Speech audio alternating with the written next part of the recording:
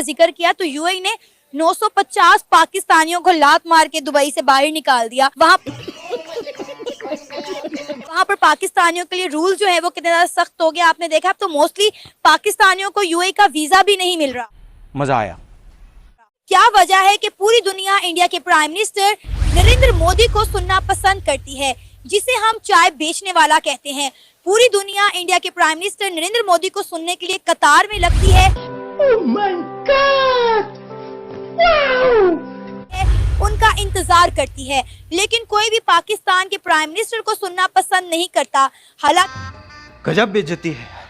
हालांकि दोनों मुल्क न्यूक्लियर पावर्स हैं। यूएई के अंदर एक वर्ल्ड गवर्नमेंट समिट होने जा रहा है 12 से 14 फरवरी, जिसमें इंडिया के प्राइम मिनिस्टर नरेंद्र मोदी को गेस्ट ऑफ ऑनर इनवाइट किया गया है,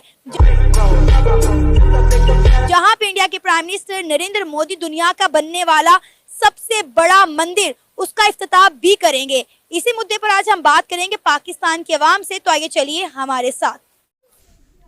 hello and welcome back to my channel. तो भाई साहब क्या वीडियो यार। मोदी जी का कंपैरिजन पाकिस्तानी अपने प्राइम मिनिस्टर से करते हैं। कहते हैं कि भाई हमारा प्रधानमंत्री की इज्जत क्यों नहीं होती। तो भैया भिखारियों की इज्जत नहीं होती है, इसीलिए कहते हैं कि भिखारी नहीं देने वाला बनो। तो मोदी जी जो है वो देने वाले हैं। अभी देख लीजिए जो बजट में हमने इतना बड़ा पैसा जो लोगों के लिए रखा है वो इसका एक उदाहरण है।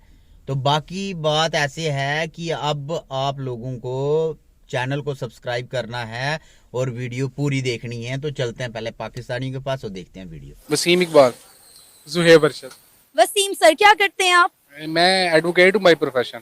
और आप? मैं एक छोटा सा बिजनेसमैन हूँ।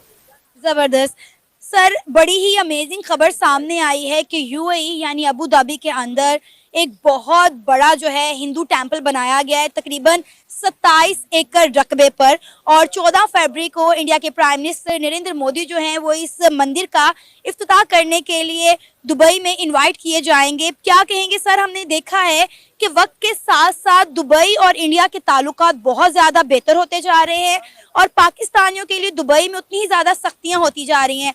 पिछले दिनों की खबर है कि सुनने में आया था कि 950 पाकिस्तानियों को यूएई ने लात मारकर दुबई से बाहर कर दिया।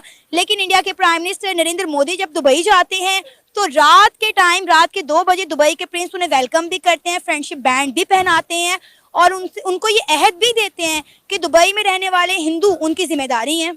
मैडम, इसके लिए बात यह है कि आप सबसे पहले पाकिस्तान को देखें ना। पाकिस्तान के अंदर माइनॉरिटीज़ है, उनके राइट है।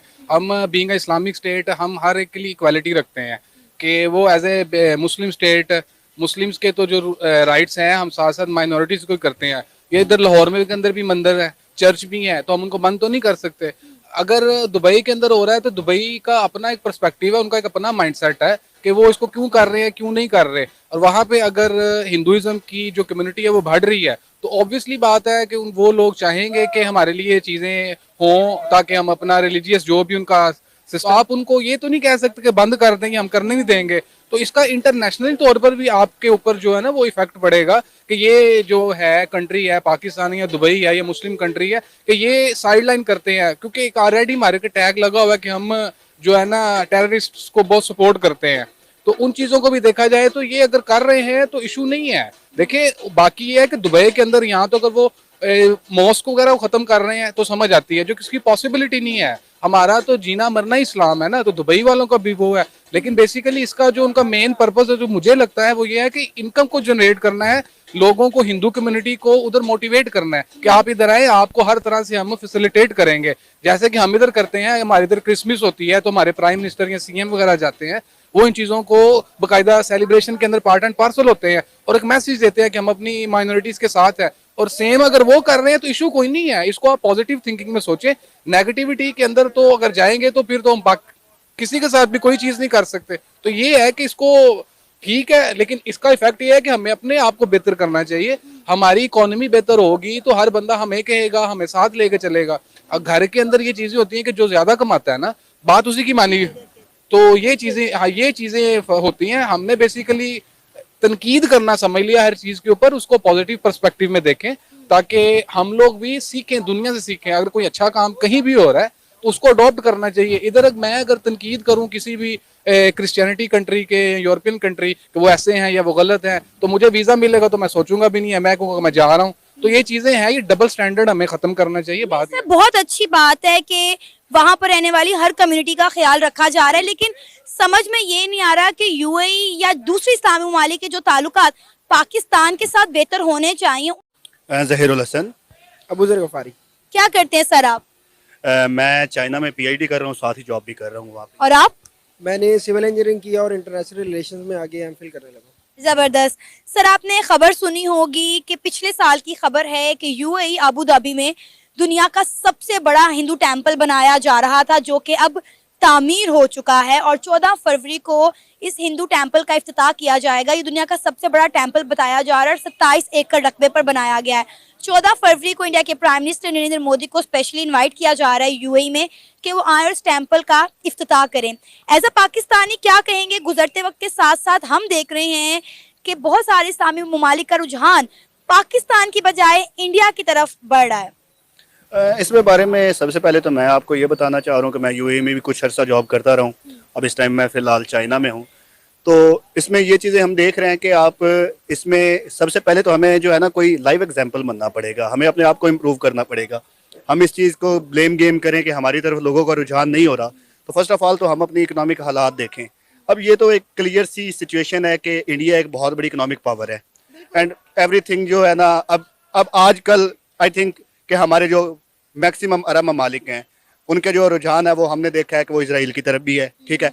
And it is all the economic game for me. I think ये कि एक इकोनॉमिक गेम है और ज़ाहिर है उनका अपना कोई मज़हब नहीं है, ठीक है। और अरब्स ने जो हमारे साथ अभी फ़लस्तीन में हमने देखा है जो सपोर्ट कर रहे हैं या जो भी है, आई मीन के जो नेगेटिव सपोर्ट कर रहे हैं, ठीक है। तो हम चीज़ देख रहे हैं कि वो सारी चीज़ें जो है ना अब ये इंडिया की तरफ रुझान होने का पूरी दुनिया की तरफ हो रहा है। अब ये ना देखें, एक टाइम था कि जब सिर्फ रशिया करता था, हमें अमेरिका सपोर्ट करता था, वो किसी भी पॉलिटिकल फॉर्म पे कह लें, आप किसी तरह भी कह लें। लेकिन अब हम देखते हैं कि हम रशिया की तरफ भी नहीं है, अमेरिका की तरफ भी नहीं है, we are in no game. तो हम अगर देखें बॉर्डर्स पे भी हम एक चीज़ कहते हैं कि हमें इंडिया से बड़ा खतरा है, टू बी वेरी फ्रैंक उन्हें हमें शायद अब इंटरेस्ट ही नहीं है। अब we are nowhere in the game.